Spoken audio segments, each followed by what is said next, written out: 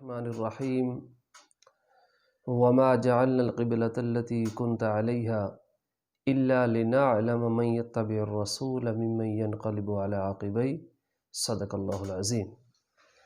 نہایت واجب الاحترام میرے دوستوں، بزرگوں، نوجوانوں، آج پھر میں آپ کے سامنے حاضر ہوں۔ آج بہت ہی اہم موضوع کے اوپر میں گفتگو کرنے جا رہا ہوں، وہ ہے تحویل قبلہ۔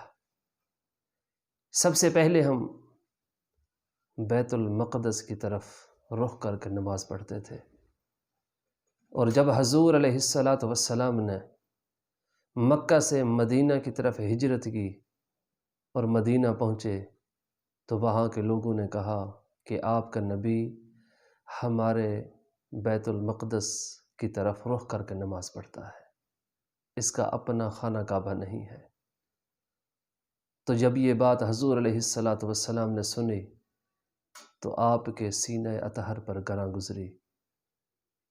تو آپ نماز پڑھ رہے تھے، بلکہ نماز پڑھا رہے تھے، تو نماز کے دوران ہی آپ نے آسمان کی طرف دیکھا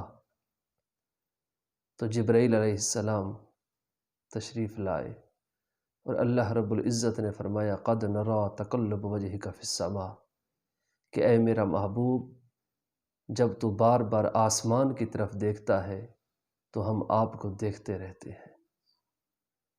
تو شاعر کہتا ہے کہ وہ دیکھنے والوں سے جدا دیکھ رہا ہے، ارے خالق تو محبوب کی ادا دیکھ رہا ہے، سرکار کی نظریں ہیں گنہگار پہ ناصر، سرکار کے چہرے کو خدا دیکھ رہا ہے۔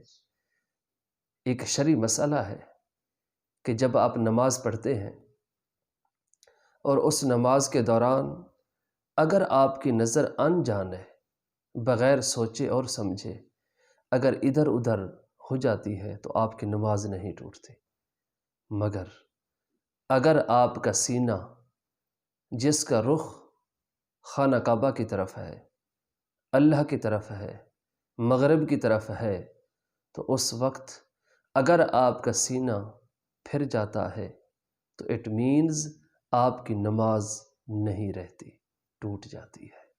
اب آئیے، حضور علیہ السلام نے بیت المقدس کی طرف رخ کیا ہوا ہے۔ آپ میں کچھ ایسے احباب بھی ہوں گے جنہوں نے عمرہ کیا ہوگا، مسجد قبلتین کی زیارت بھی کی ہوگی۔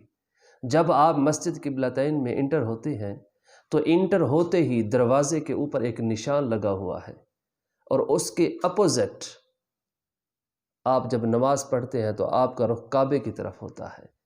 اٹ مینز اگر آپ کا رخ نماز میں اس طرف ہے تو دوسری طرف جو پہلے بیت المقدس تھا اس کا رخ اس طرف ہے۔ تو حضور صلی اللہ علیہ وآلہ وسلم نماز پڑھا رہے ہیں، اور جب نماز کے اندر ہی اللہ کی طرف سے حکم آیا کہ اے میرا محبوب رخ پھیر دے، تو جب میرے مصطفیٰ نے رخ پھیرا ہوگا تو پھر صحابہ بھی پیچھے نماز پڑھ رہے تھے، تو وہاں عقل کہتا ہوگا، عقل کی یہ پکار ہوگی، اور عقل کہتی ہوگی کہ یہ نماز ہے، اور نماز بھی خدا کی ہے، اللہ کی بارگاہ میں سجدہ ریز ہیں، اللہ کی بارگاہ میں قیام کر رہے ہیں۔ تو میرے مصطفیٰ نے جب بیت المقدس سے خانہ کعبہ کی طرف رخ پھیرا ہوگا تو وہاں عشق کی اور عقل کی لڑائی ہوئی ہوگی۔ عقل کہتی ہوگی کہ ادھر کعبہ ہے، اور عشق کہتا ہوگا کہ ازاں ازل سے تیرے عشق کا ترانہ بنی، ازاں ازل سے تیرے عشق کا ترانہ بنی، نماز جو تیرے دیدار کا ایک بہانہ بنی، ادائے دید سراپا نیاز تھی تیری، کسی کو دیکھتے رہنا نماز تھی تیری۔ صحابہ کہتے ہوں گے، ابو بکر، عمر، عثمان و علی اپنے دل میں یہ کہہ رہے ہوں گے، ارے جن کے صدقے سے یہ ہمیں نماز ملی، اگر اس کا رخ پھر گیا ہے تو پھر ہم اپنا رخ کیوں نہ پھیر دیں؟ تو رب کائنات نے فرمایا وما جعلنا القبلة التي كنت عليها إلا لنعلم من يتبع الرسول ممن ينقلب على عقبيه، کہ اے میرا محبوب، ہمیں قبلوں سے کیا غرض ہے؟ جس طرف وہ نظر نہیں کرتے ہم وہ رستہ ہی چھوڑ دیتے ہیں۔ کعبہ تو بنتا ہے اس طرف ہی ریاض، رخ جدھر کو وہ موڑ لیتے ہیں۔